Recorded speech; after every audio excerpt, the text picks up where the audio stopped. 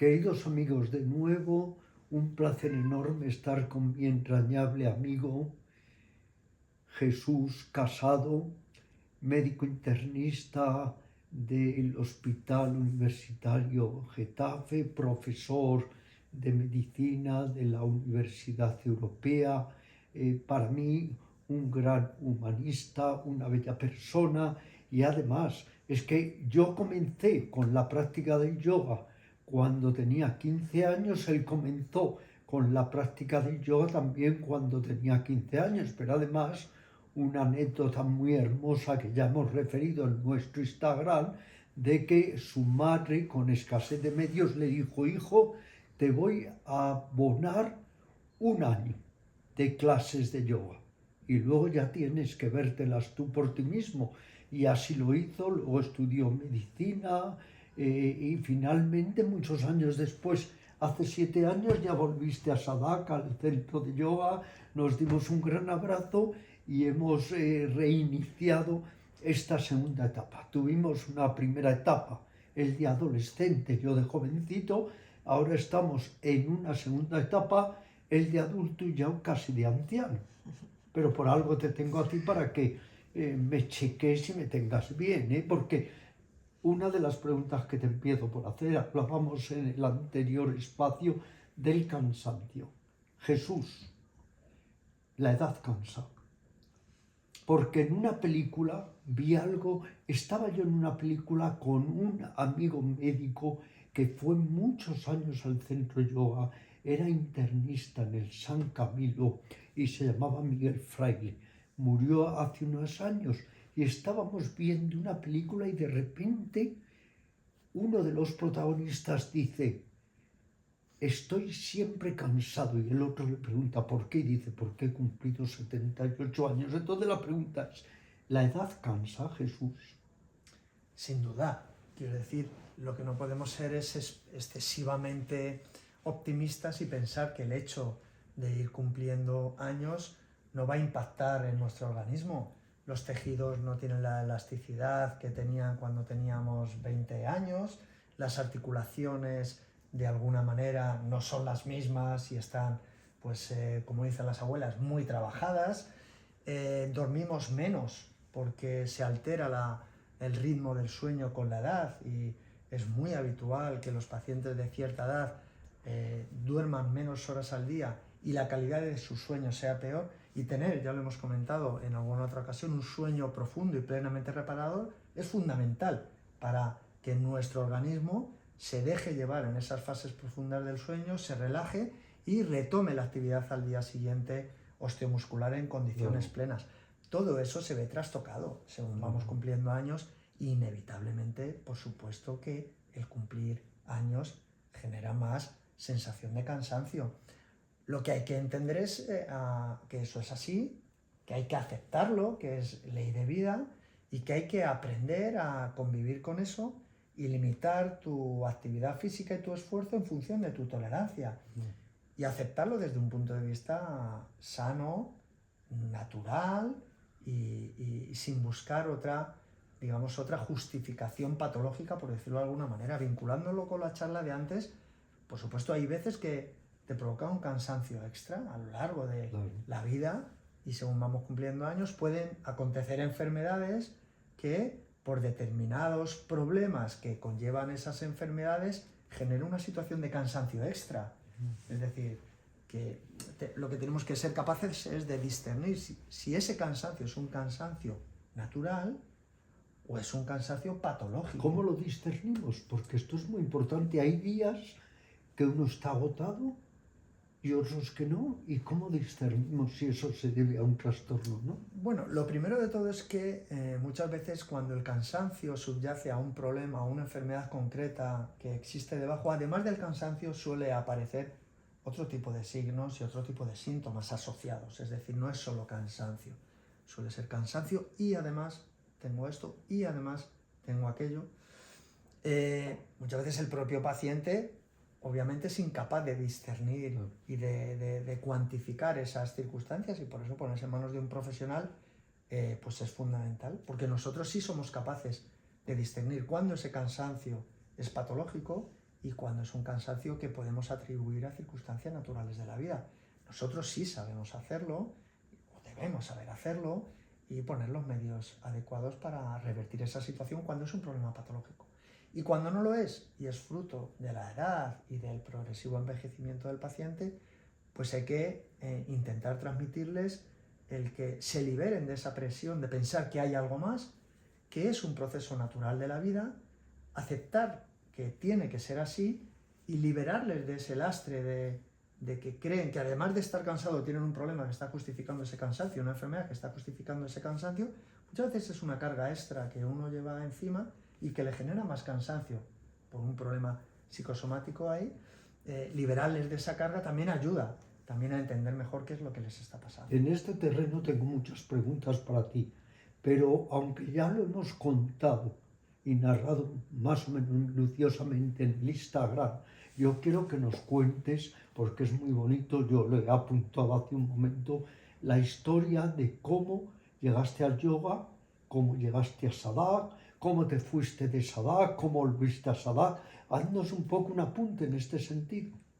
Bueno, me da cierto apuro Nada, hablar de sin mi pudor, vida personal directamente. en esos términos, pero en definitiva es el resumen que tú has hecho. Yo era un chaval de 15 años de un barrio muy humilde de Madrid y de una familia tremendamente humilde, pero con inquietudes de preguntas muy básicas y muy fundamentales en la vida y muy clásicas por otro lado, ¿no? De qué hacemos aquí, cuál es nuestro objetivo, qué es la felicidad, para qué estoy aquí, ¿no? Preguntas que, bueno, probablemente a lo mejor a determinadas edades de la vida suena un poco atípico que esas preguntas se planteen. A mí me tocó planteármelas en ese momento y busqué pues caminos para intentar de alguna manera pues empezar a responder a ciertas preguntas. Y bueno, pues tú apareciste en ese camino. Y es verdad, pues eso, que no teníamos por aquellos años una situación en mi familia que permitiera pues mi asistencia mantenida a lo largo del tiempo a tus clases, y el compromiso que me transmitieron fue, bueno, aprende las técnicas si tanto interés tiene y luego las practicas en casa. Y es lo que hice, practicar durante muchos años. Menos de lo que me habría gustado porque me enfrasqué en una dinámica de trabajo, o sea, de estudio académico, universitario. La carrera de medicina es muy dura, muy difícil, muchas horas, y luego entras en una espiral de formación especializada, en mi caso especialista en medicina interna, con muchísimas guardias, muchísimas horas dentro del hospital, mucha falta de sueño que dificultaban mucho que continuara practicando el yoga, básicamente porque me quedaba dormido en cada esquina y cada vez que me sentaba y había silencio, por una falta de sueño, como digo yo, crónica, que por desgracia sufrimos muchísimo en nuestro colectivo. La gente no es consciente de la cantidad de horas sin dormir que pasamos habitualmente durante muchísimos años de nuestra vida. Afortunadamente yo ya tengo cierta edad y cierta categoría profesional que, aunque esté de guardia, me permita que mis guardias no son tan duras. Mi cuerpo tampoco aguantaría esos ritmos de trabajo, pero durante muchos años las he tenido que sufrir. Hoy en día las sufren los médicos, y eso, pues de alguna manera, dificultaba, como digo, enormemente el poder dedicarle un tiempo a la meditación, tiempo al yoga, porque básicamente, como digo, me quedaba dormido. Cuando todo ese escenario ha ido cambiando a lo largo del tiempo y he tenido más posibilidad de dedicarle tiempo al yoga, es cuando he vuelto ya, aunque nunca haya dejado de practicarlo, pero por esta circunstancia no era tan asiduo como me gustaría, y en los últimos años sí que he retomado la senda y me he encontrado pues otro escenario cuando he vuelto a Sadak, que me ha alegrado mucho y que me he sentido otra vez muy cómodo en casa, porque hay cosas que han cambiado, pero la esencia no cambia. La esencia, la quinta esencia, ahí la cultivamos y la tenemos. Pues entonces volvemos a acribillarte con preguntas. Y vamos a volver, supongamos, a la edad de 75 años. A los 75 años, ¿uno puede estar cansado o no cansado? Dependerá también de su salud, ¿de qué podría Pues, depender? por supuesto, puede depender de la salud, volvemos al punto de partida. Hay numerosas enfermedades que justifican que un paciente esté cansado con 75 años desde un punto de vista patológico, es decir, hay una enfermedad que provoca ese cansancio y lo que tenemos que hacer es saber si realmente existe o no existe determinadas enfermedades que provocan eso, y una vez que las hemos sacado de la ecuación, centrarnos en la situación de ese paciente y el cansancio que tiene ese paciente de 75 años. Como digo, hay que entenderlo dentro de la naturalidad del proceso del envejecimiento, cierto grado de cansancio, pero también es un pez que se muerde la cola, y me explico. Cuando una persona, y esto es independiente de la edad, cuando una persona se siente cansada y digamos no hay una causa patológica orgánica que lo justifique, tiende a hacer menos ejercicio, porque tiende a pensar, estoy cansado, en cuanto hago ejercicio me canso mucho y por lo tanto cada vez voy haciendo menos ejercicio. El ejercicio, y yo creo que todo aquel que hace ejercicio rutinario, a diario, aeróbico, hacer running, footing, correr, cierto ejercicio aeróbico rutinario, sabe a lo que me refiero. Cuando haces ejercicio físico intensivo, te sientes más vivo después, Claro. te sientes con más fortaleza física. A mí me pasa, yo corro, cuando paso un tiempo, y te estoy hablando de 7, 8 días, 10 días que no he salido a correr, me encuentro más cansado. Es decir, que si tú te encuentras cansado y por ello haces menos ejercicio, eso te mete en una espiral en la que cada vez te vas a sentir más cansado, cada vez vas a hacer menos ejercicio por ello y vas a continuar en esa espiral decadente de cansancio a mayores. Por eso siempre la recomendación es decir, intente vencer esa sensación de cansancio con el ejercicio. Para eso tenemos que estar muy seguros de que no hay, de nuevo, una causa orgánica que justifique el cansancio. Pero siempre que la hemos descartado, yo siempre me dicen, es que no puedo correr porque estoy cansado. Digo, pues vaya usted rápido, ande rápido. Y se programa usted que hoy va a andar 1 kilómetro. Y mañana, y va a estar muy cansado, pero mañana se va a programar 1 kilómetro y 100 metros. Y ya verá cómo lo va a poder hacer. Y dentro de 3 días 1 kilómetro y 200 metros. Y al cuarto día lo mismo, pero un poquito más rápido. Y sude la camiseta.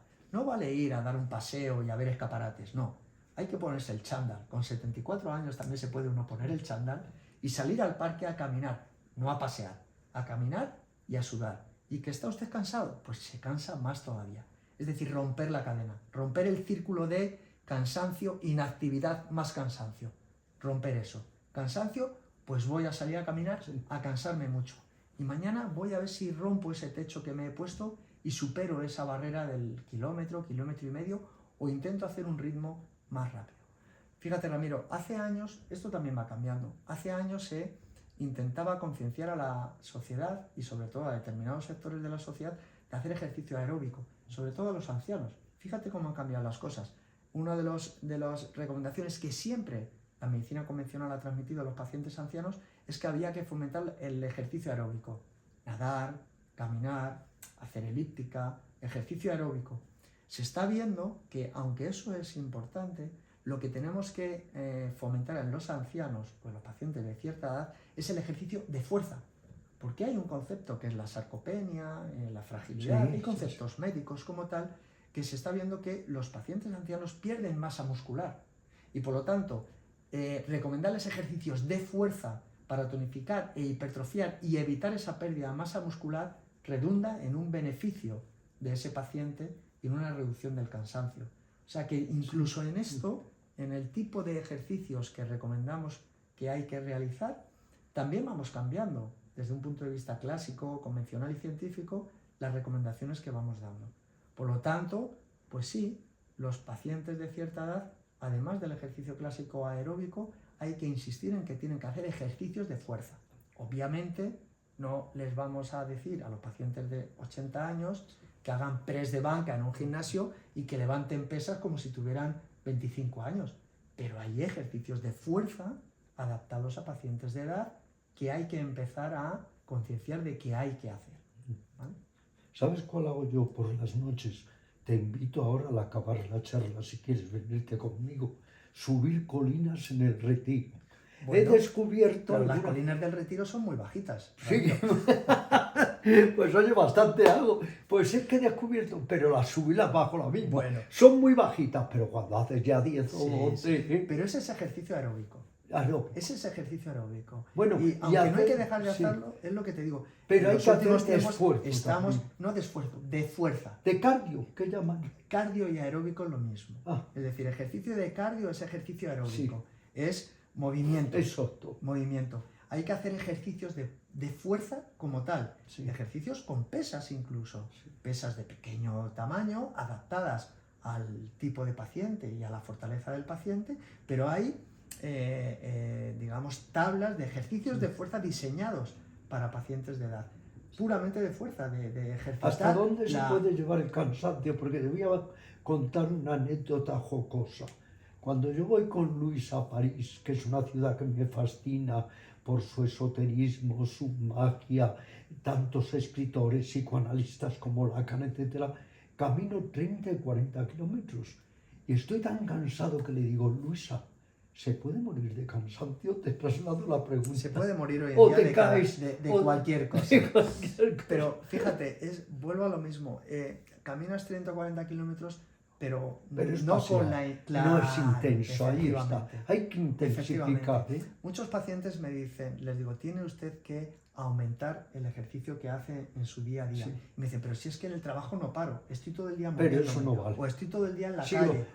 Eso no vale. No. Hay que salir con la mentalidad de decir, ahora le voy a dedicar, igual que cuando le dedicamos media hora Sí. a hacer yoga, Exacto. hay que dedicarle un tiempo específico al ejercicio y a ser posible a diario, en la medida de lo posible. Es decir, esta media hora que tengo por delante, esta hora que tengo por delante es para hacer el ejercicio. Exacto. No vale es que yo no, como dicen muchos pacientes, es que yo trajino mucho, pero si yo no paro, eso no vale, yo no paro en el trabajo. Claro. Estoy en el hospital todo el día subiendo, bajando, yendo a un lado para otro, pero no ese es el ejercicio que perseguimos. El ejercicio que perseguimos es el que te comento. Ponerte un chándal y decir, esta media hora que tengo por delante, sí, voy a sudar la camiseta. Insisto, no solo desde un punto de vista aeróbico, sino incluyendo también tablas de ejercicios de fuerza, que hoy en día la medicina convencional está empezando a recomendar de forma sistemática y que se puede solicitar y apuntarse a un gimnasio, y por qué no, y un monitor decirle, bueno, pues va a hacer estas tablas de ejercicios de fuerza en función de la edad que tiene usted, porque ellos son auténticos profesionales de eso, que te van a recomendar ejercicios de fuerza que te van a venir bien. Bueno, pues ese espíritu del ejercicio es una cosa que se está perdiendo en nuestra sociedad, por mucho que es un eslogan constante, pero es algo que tenemos que recomendar más todavía de lo que recomendamos. Alimentación. Vamos a tratar un poco lo que llama el yoga las 5 fuentes de energía. Ejercicio inteligente, alimentación. Bueno, estamos en una sociedad en la que hay diferentes, muy variadas y casi, me atrevería a decir, infinitas opciones alimentarias, y bueno, no pasa el mes sin que haya una nueva tendencia. Somos conscientes de que muchas de estas tendencias van y vienen y perduran poco en el tiempo. Eso ya te hace de alguna manera ver que, bueno, muchas tendencias son completamente espurias y que no tienen fundamento. En cambio, sí es cierto que determinadas alimentaciones, y sobre todo adaptadas a determinadas personas, son fundamentales para su bienestar, no solo físico, sino también emocional. Ahí ya es un escenario muy variado, donde no podemos dar mensajes generales, porque depende del paciente. Hay, por desgracia, muchas intolerancias hoy en día alimenticias y eso condiciona el tipo de alimentación de las personas, y se nos llena mucho también a los profesionales, y en un país como España, hablar de la dieta mediterránea, ¿no? La dieta mediterránea, que por mucho que vivamos en España hoy en día ya no cumple nadie, y tiene por supuesto sus beneficios indiscutibles, y eso no seré yo quien diga que no, está claro que los tiene, pero no hay que olvidar también que el ejercicio que se hacía acompañado a la dieta mediterránea, el estilo de vida que acompañaba a la dieta mediterránea, era completamente diferente al estilo de vida sedentario, estresado, Exacto. en el que estamos inmersos Claro. hoy en día. Por lo tanto, no hay que olvidar que la dieta mediterránea viene originada en unos momentos y circunstancias en los que, además de la dieta, el tipo de vida de las personas era completamente diferente en cuanto a la actividad física que desarrollaban, la situación psíquica de las personas y lo que buscaban de la vida esas personas también. Ahora vivimos en una eterna búsqueda de la felicidad que en aquellos tiempos no se buscaba, se buscaba sobrevivir, no vivir feliz. Ahí entramos en otro escenario completamente. Respiración. Tú sabes que yo soy un amante de la respiración, como decían los chinos, lo primero que un ser humano tendría que aprender es a respirar. ¿Qué opinas del aprendizaje de la respiración? Pues que es, como tú siempre has dicho, algo que ha estado y está siempre con nosotros, constantemente, acompañándonos y a lo que le prestamos muy poquita atención. La verdad es que yo creo que de forma inconsciente todos lo hacemos. Cuando estamos en una situación de estrés, de ansiedad, de tensión, gran parte de nosotros en algún momento hemos intentado dar un pasito atrás y respirar hondo, ¿no? Esa frase de respira hondo. En el fondo nos acompaña mucho la respiración en nuestro día a día y no somos conscientes de cuánto. Todo queda en frases huecas, ¿no? Pero esa frase de respira hondo tiene mucho que ver con este efecto sanador de la respiración en determinados momentos. Pero no le damos la importancia que tiene. No hay una cultura en Occidente sobre la respiración. Algo tan sencillo. Ese que oyes es mi gato molido que está desfogándose. No sé si con estos grititos trata de llamar la atención de mamá. Es un eterno bebé, aunque tenga 3 años. Sueño profundo, ya hemos hablado de la importancia del sueño. Es esencial, ¿no? Sí. Pero es verdad que es fácil decir que hay que conseguir dormir profundamente, es fácil decirlo, y es cierto que hay mucha gente que tiene tremendas dificultades para conciliar el sueño. La vía fácil también es recurrir a la medicación. Exacto. Tenemos ¿Qué aconsejas? Pues mira, tenemos una población por encima de 75 años tremendamente consumidora de productos para dormir, de sustancias para dormir, de medicamentos para dormir, porque es un problema real. La dificultad del sueño en cuanto a calidad y a cantidad que se va teniendo a lo largo de la edad es real. La vía fácil es recurrir a una medicación que consiga hacerte dormir rápidamente, pero no deja de ser algo artificial. Exacto, y adicción, ¿no? Creo. En ese sentido, bueno, trabajar herramientas no farmacológicas, como es herramientas de control de la respiración, de la relajación previa al sueño, creo que sería muy interesante siempre y cuando los pacientes acepten que tienen que hacer un esfuerzo para ello. Lo comentaba con Luisa fuera de cámara antes, cuando muchas veces la postura fácil del paciente es ir al médico a que le dé la solución rápida en forma de pastilla. Cuando le dices, tenemos otra alternativa, pero depende de que usted se tiene que esforzar, tiene que trabajar algo para conseguir un efecto parecido o probablemente mejor, pero con un esfuerzo por su parte. Vivimos en una sociedad cómoda y hedonista en la que prefiero que alguien me dé algo y no hacer el esfuerzo de conseguir llegar al resultado si hay un truco, si hay un atajo. Y decía mi abuela que no hay atajo sin trabajo. Exacto. Polimedicar a la gente para muchas cuestiones que se pueden resolver sin fármacos es una espiral hacia la autodestrucción del propio paciente. Pero el paciente va buscando eso muchas veces, va buscando la solución rápida. ¿Y alguien que lleva desde los 15 años, desde niño, meditando, meditación? Y meditación, lo que pasa que a veces se confunde también cuál es el objetivo de la meditación, ya lo hemos hablado a veces. A veces la meditación lo que va buscando en la persona que lo practica es un camino de autorrealización y de Exacto. búsqueda de respuestas a preguntas clásicas de la vida. Y otra vez la gente lo que busca realmente con la meditación es la relajación. Por eso, bueno, tú eres el profesional de esto. Pero es verdad que hay una línea que realmente para mí hay que, y lo digo con la prudencia de ser completamente profano a esto y seguramente con gran parte de equivocación, pero para mí hay que discernir entre la meditación en búsqueda de la autorrealización y la meditación en búsqueda de la relajación y de la mejora de tu situación, digamos, diaria como ser humano. No sé si me estoy explicando. Perfecto. Si lo que tú buscas realmente es una mejora en tu calidad de vida en cuanto a sentirte mejor, más relajado, dormir más, probablemente hay que buscar más técnicas de relajación puramente relajación como tal, control de la respiración, aprender a relajar la musculatura, y si lo que persigues es una búsqueda de autorrealización, otras técnicas que realmente van buscando eso. ¿no? Yo diferenciaría entre meditación y relajación. Tú cuando fuiste a la meditación es obvio que fuiste para encontrar respuesta a los grandes interrogantes existenciales, según me has contado. Exactamente.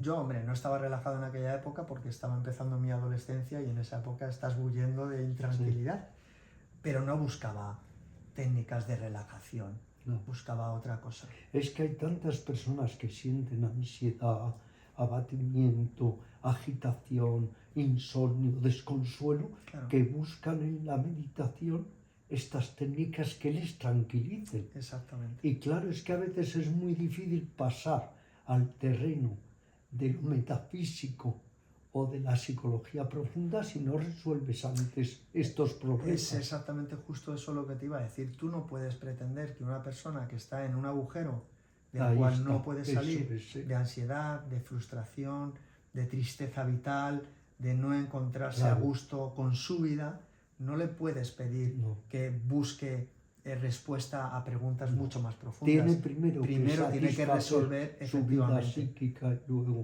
liberarse de esas cadenas que le están amarrando a esa situación y luego la libertad de si quiere continuar la senda de buscar algo más o ya ha llegado al punto en el que se encuentra con lo que él buscaba, que era una vida un poquito con menos ataduras, más tranquila, con menos ansiedad, más control de las emociones.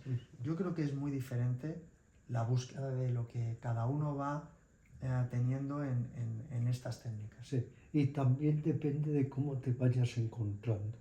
Si una persona logra superar ese dintel de máxima ansiedad, estará mejor preparada para la parte metafísica, espiritual, de psicología profunda.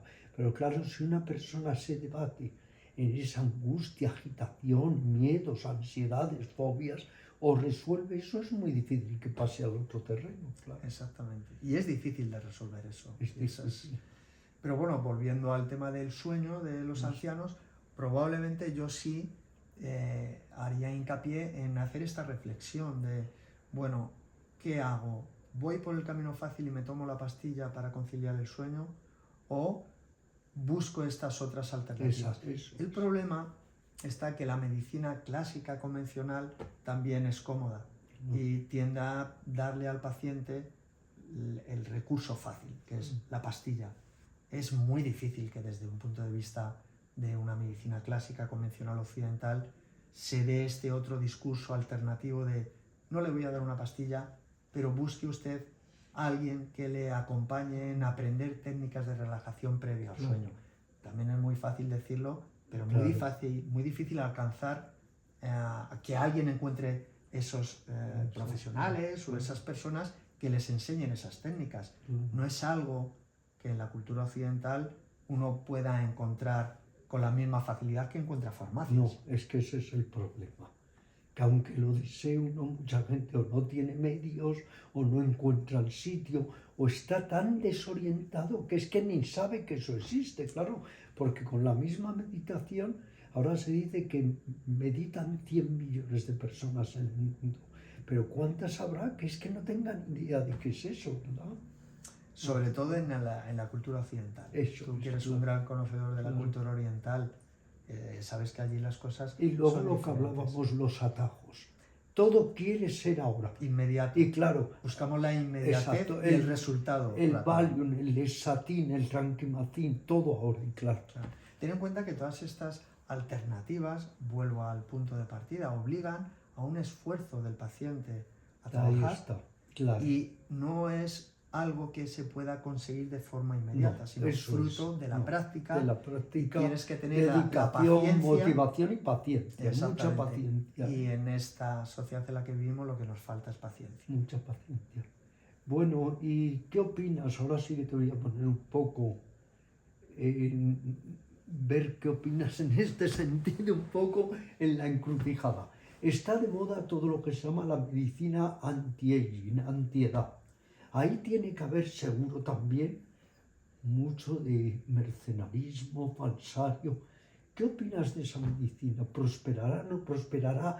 ¿Da resultados, no da resultados? ¿Se puede realmente rejuvenecer? Dicho de otra forma, tú que eres un gran internista, ¿admites que se puede rejuvenecer, que tú puedes cogerme y con diferentes medicamentos, terapias, me puedes rejuvenecer? Porque todo me pongo en tus manos ya. Bueno, sin apego, pero me pongo en tus manos. Tienes que entender que es un tema muy controvertido, donde hay mucha gente en la sociedad, desde un punto de vista profesional o pseudo profesional, que ha encontrado en este escenario un nicho en el que puede prosperar y puede tener, por supuesto, infinidad de pacientes Sí. que se ponen en sus manos para la búsqueda de eso. No seré yo el que tilde de que alguien es un mercenario o es un farsante, porque jamás no digo podría que sean, ponerme en esa no digo que en esa todos situación. sean mercenarios, Sí, pero sino que eso se presta a que bajo ese paraguas pueda surgir, igual que en el yoga, sin lugar a muchos dudas. mercenarios. Es decir, sin lugar a dudas, cuando uno va buscando esas alternativas, tiene que tener en cuenta que puede dar con alguien que lo que está haciendo es lucrarse de la situación y estar siendo manipulado Claro. por recibiendo terapias que no llegan Claro. a ningún punto.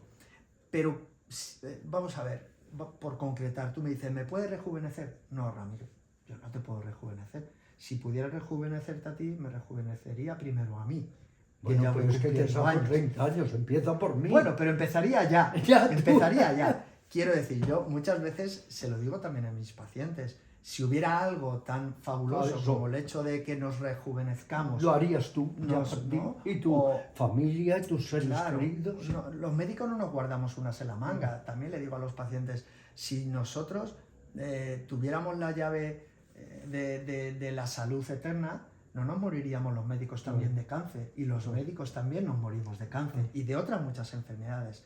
Es decir, que hay que inevitablemente asumir que esta vida tiene un principio, tiene un fin, y entre medias hay, en la inmensa mayoría de las personas, enfermedades. Unas se resuelven y otras no. Y el tema del envejecimiento puede ser un envejecimiento natural Eso y es. saludable o completamente disfuncional. Y ahí es donde sí se puede trabajar. Si tenemos pacientes que están envejeciendo mal por unos hábitos de vida que no son los adecuados, sí podemos transmitirles ideas y formas de actuar en su día a día, y no necesariamente tienen que ser ungüentos mágicos, ni vitaminas mágicas, ni pastillas mágicas, O, por ejemplo, sino cambios de estilos de vida que hagan que ese envejecimiento no sea patológico. Oxígeno en sangre, Pero el oxígeno en sangre cambiarte la sangre, tantas cosas que hoy se oyen dicen. muchas Hoy barbaridades, des- por supuesto. Lo primero es que es cierto que la inmensa mayoría de la gente no tiene la capacidad económica Exacto, que eso implica para tener empezar. esos recursos. Pero aún si se tuvieran. Pero los ricos también fallecen, Hombre, tarde o temprano. Bueno, esto es como los profesores de yoga, ¿sabes lo que decimos? Que a veces enfermamos, incluso morimos. Pues eso. Efectivamente, pues eso es así. Pero es cierto que estamos en una corriente, y es muy interesante todo el tema del anti-aging. Hay profesionales o no profesionales, o técnicas o pseudotécnicas que pueden resultar más controvertidas, sin lugar a dudas.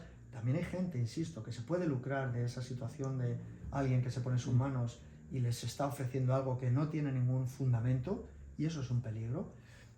Es difícil discernir cuando te estás poniendo en esas manos o cuando te estás poniendo en manos de gente más competente, pero sí que hay algo, yo no lo llamaría anti-aging, pero sí que hay muchas cosas que hoy en día, desde un punto de vista clásico, académico, se pueden hacer para, insisto, enlentecer un envejecimiento patológico, no revertirlo, porque tenemos que envejecer, pero sí envejecer desde un punto de vista saludable. Y en ese sentido hay una especialidad médica, que es la geriatría, que uno de sus fundamentos es precisamente eso, reducir la velocidad de un envejecimiento patológico, intentar preservar en la medida de lo posible, pues que no se puede asumir que un paciente por ser anciano tenga que estar cansado, tenga que estar con dolores, tenga que tener una limitación de su vida desde un punto de vista patológico, y buscar herramientas funcionales de hábitos de vida, de determinadas terapias de ejercicios,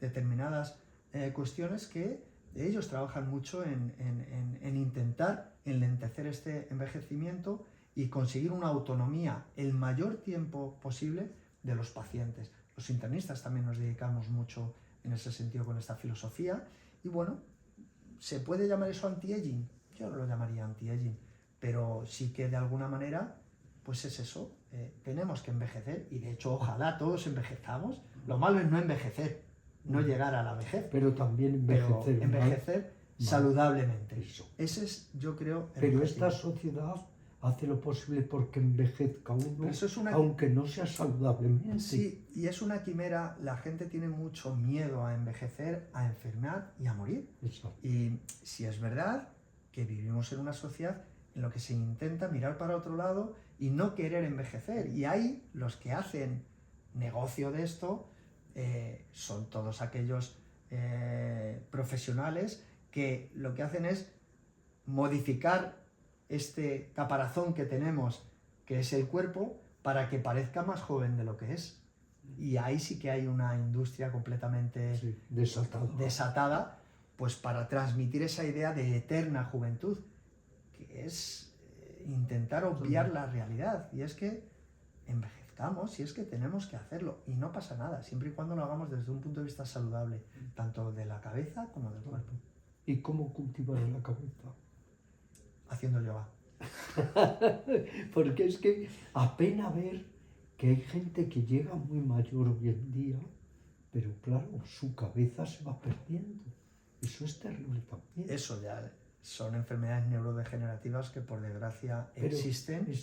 Y eso ya escapa y tiene mucho que ver eso escapa. No sé si el yoga puede hacer que, ahí tengo que ser honesto y franco, si tú tienes una enfermedad neurodegenerativa tipo Alzheimer, que es un problema orgánico. Es decir, es un problema puramente anatómico, no es un problema psicológico. Tú tienes unas alteraciones anatómicas, bioquímicas dentro de tu cerebro que discapacita tu cerebro. Eso no es una cuestión psicológica. No, es puramente fisiológica. Exactamente. Si eso, por desgracia, que es una enfermedad, te ha tocado tener, creo que desafortunadamente el yoga poco puede hacer en ese sentido. Hoy por hoy, trasplante de cerebro no. De momento no. ¿Edad media de vida? Depende de la sociedad. Depende de la sociedad. No es lo mismo nuestra sociedad, que ahora mismo no te puedo decir con números concretos. Sí.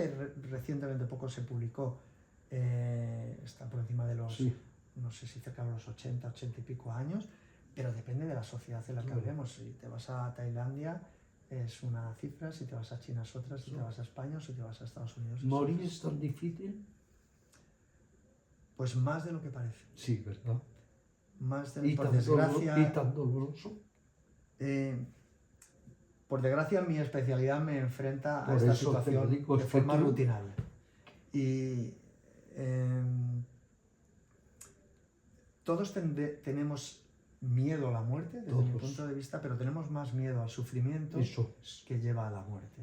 Yo creo que lo que más aterra a las personas no es tanto morir, sino el proceso de morir. Pero es verdad, y una cosa que con los años y la experiencia te vas dando cuenta, es que esta ansiedad por el sufrimiento cuando muera se va apagando conforme va pasando los años y vas adquiriendo edad. ¿No? A ver si me explico. Como digo, por mi especialidad, me toca ver muchos pacientes fallecer a lo largo de las semanas. Y cuando los pacientes ancianos fallecen, lo hacen con una naturalidad que seguramente si 40 años antes les hubieran dicho que iban a fallecer con esa naturalidad, no se lo habrían creído. No sé hasta qué punto eso está también relacionado con que inevitablemente lo que hablábamos, con la edad se van perdiendo también facultades, sin llegar a tener un Alzheimer, pero tu cerebro ya no es tan plástico, va teniendo limitaciones y vas dejándote llevar. Mi sensación es que con la edad los pacientes se van dejando llevar y van aceptando que tienen que fallecer. La inmensa mayoría, si no voy a decir todos, pero la inmensísima mayoría de mis pacientes ancianos que fallecen lo hacen dejándose llevar. Los que no toleran esa pérdida son los familiares. Pero el paciente entran en una situación en la que lo asumen con naturalidad. No es lo mismo fallecer a los 50 años de un cáncer que fallecer a los 85 años de una neumonía que te va dejando cada vez más deteriorado, que no eres capaz de la que no eres capaz de sobreponerte a ciertas edades de la vida, y ya veremos cuando me toque si eso realmente lo vivo en carne propia, pero creo que el ser humano va aceptando que tiene que fallecer y de alguna manera eso se nota que ya van apagándose y van aceptando que se tienen que apagar. Y ayuda real para que la gente muera real. Bueno, insisto, yo creo que lo que no tenemos... lo que mucho se ha hablado de la eutanasia, No. que yo ya escribí de ella hace 20 años un libro apoyándola real. Bueno, vamos a ver. Yo creo que lo que tenemos que hacer como profesionales médicos es intentar, en la medida de lo posible, garantizar la ausencia de sufrimiento en el proceso de la muerte. Es decir, yo creo que tenemos... Por supuesto, hoy en día se puede. Es decir, por supuesto, hay veces que es más difícil conseguir eso que otras, ¿de acuerdo? Pero cuando ya estamos en esas fases tan evolucionadas, lo que les transmitimos fundamentalmente a los familiares, porque insisto, los pacientes muchas veces cuando están en esas fases tan evolucionadas ponen una especie de piloto automático y ya no quieren saber, les da igual. Y a veces mis residentes o profesionales o médicos más jóvenes que dicen, es que parece que no le importa que se vaya a morir. Es esa sensación que nos transmiten los pacientes en esas fases en las que ya es como que con ellos ya no va el proceso. Y delante de ellos tienen una familia de una docena, media docena de personas que están completamente angustiadas, ellos. Pero el paciente está en esa fase ya de que se está dejando llevar. Entonces, nosotros como profesionales creo que estamos obligados, y tenemos las herramientas para hacerlo, de garantizar en la inmensa mayoría de los pacientes la ausencia de sufrimiento. Si un paciente está, por la enfermedad que le ha llevado a esa situación, ahogándose, con sensación de que le falta el aire, con un dolor incontrolable, con una agitación y un nerviosismo descontrolado. Tenemos herramientas. Si ya asumimos que no va a poder sobrevivir al proceso, tenemos herramientas para paliar el dolor, para paliar la ansiedad y para paliar la sensación de falta de aire. Entonces, en nuestra sociedad es intolerable desde mi punto de vista que bajo nuestro paraguas como médicos haya pacientes que están en esos escenarios sin que los controlemos, porque tenemos la capacidad de controlarlos. Ahora bien, una vez controlados ese sufrimiento, lo que tenemos que dejar es que la naturaleza, cuando ya es irreversible la situación, llegue al punto en el que tiene que llegar cuando tiene que llegar. Muchas veces le digo a los familiares de los pacientes, no vamos a adelantar el proceso de muerte, no vamos a hacer eutanasia, no vamos a precipitar los acontecimientos. Va a pasar lo que tenga que pasar cuando tenga que pasar. Y en ese intervalo de tiempo le vamos a ofrecer los tratamientos y los recursos para que tenga ausencia de sufrimiento. Vamos a ayudarles a morir dignamente y en un entorno humano, con ausencia de sufrimiento. Pero no vamos a adelantar el proceso. El proceso llegará cuando toque. Pero es difícil morir, efectivamente. Es difícil. En unas circunstancias más que en otras. Exacto. Bueno, y una última pregunta para no alargarnos más. Sabes que el yoga, me la has oído miles de veces, es el precursor de la ciencia psicosomática. Y se habla también mucho de la ciencia psicosomática en Occidente. Pero por lo que hemos hablado en el anterior espacio, se aplica muy poco la ciencia psicosomática. De hecho, los médicos, como no tenéis tiempo, pues salvo raras excepciones como tú, recurrís pocas veces a lo psíquico.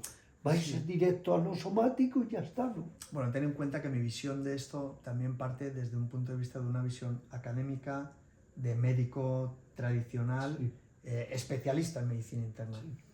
donde lo que al final, a mí por lo que se me premia o por lo que se me busca es porque yo identifique enfermedades orgánicas que estén produciendo alteraciones que yo pueda resolver.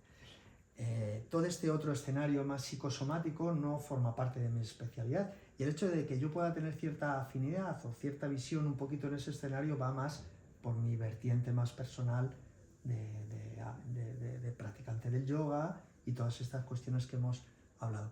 Pero sí que hay profesionales en nuestra sociedad que están dedicados a ese control de síntomas, de la somatización de problemas psicológicos que condicionan dolores o problemas orgánicos, ¿no? La somatización de una enfermedad psicológica latente. Y sí que hay profesionales que se dedican a ello.